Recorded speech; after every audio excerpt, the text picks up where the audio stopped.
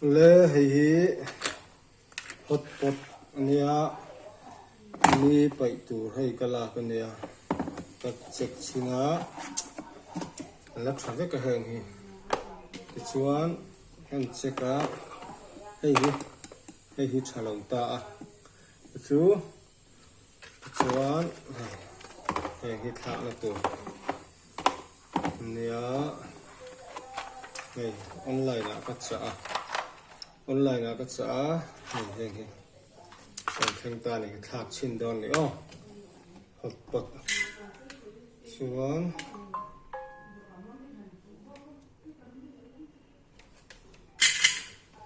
con hẹp thằng nó ngã thạc con xin này thấy nó hình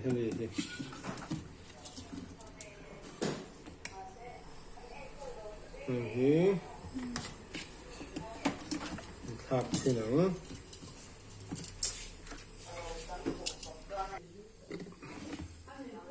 đây hiện thạc đó này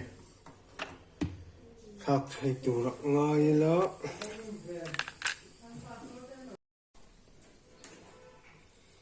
khán hay chhia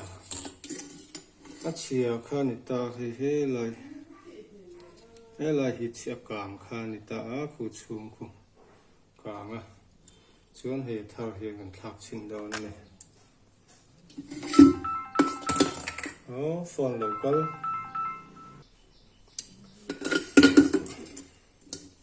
khán thao hay gần vợ đó nữa so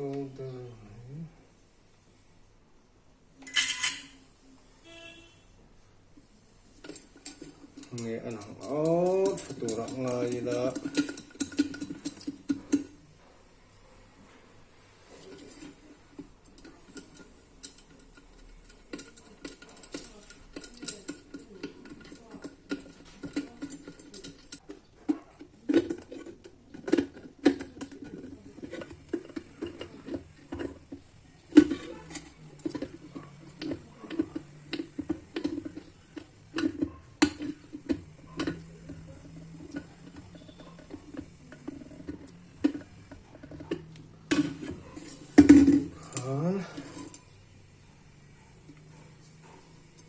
thạc ngay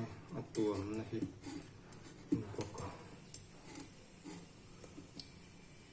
nó còn thạc lên á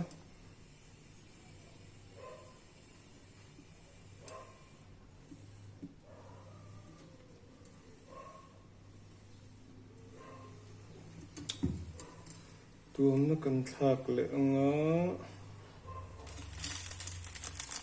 tiền nó đấy box sa trả tủ hiệu mà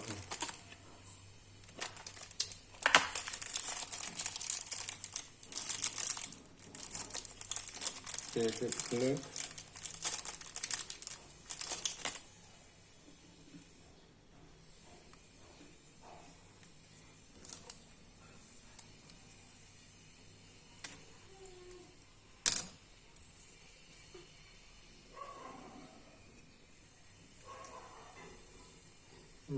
biết tụt cũng được rồi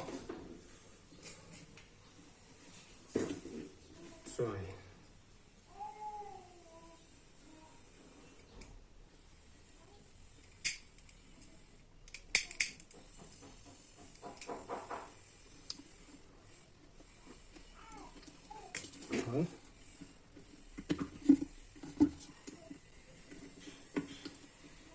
test sang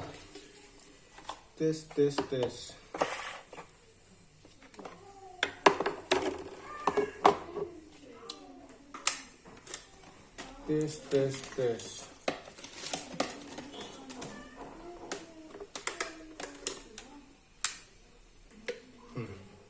em tập vào mà hiểu không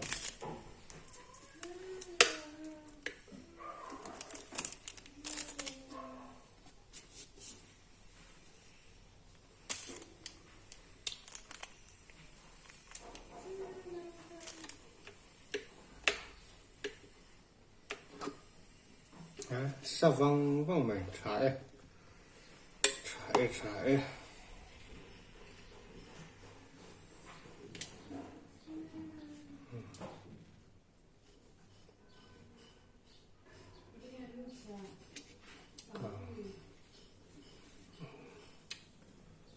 xuống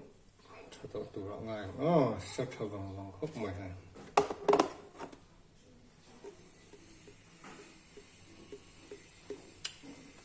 chỉ nó xuống tê sẵn tuy cần xuống thì nó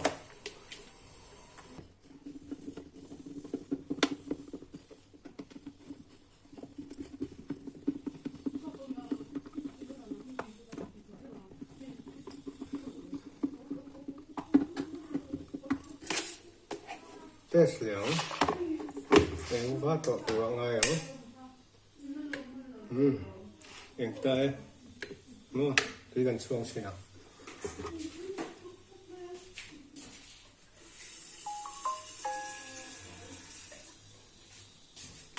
tuy cần xuống thì nào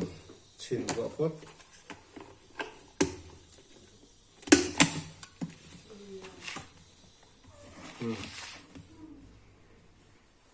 center phá mày soldering chụp mà ngay đầu trước này soldering mà ngay đầu một cái tía ngay đầu nhau về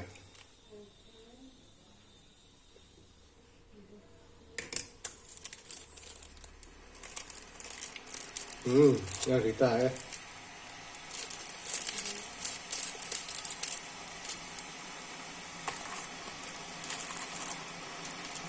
người ta hâm mà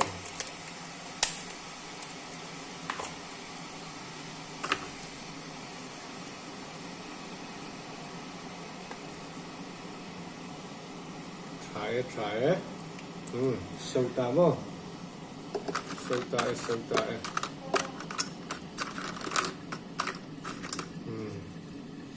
cái nắng máy này off phím anh off tắt chất mày mò try em khan min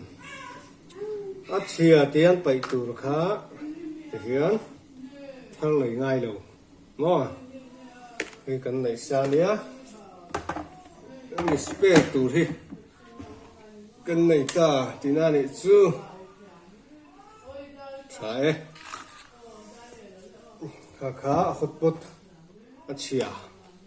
prepare done nó among chhia among cái gì mấy hay among chhia hay up down thay tổ hay lại càng với cả hay lại Istiria po mo asata ain on off na automatic on off nang kha ku kang ve ka chuwang chuan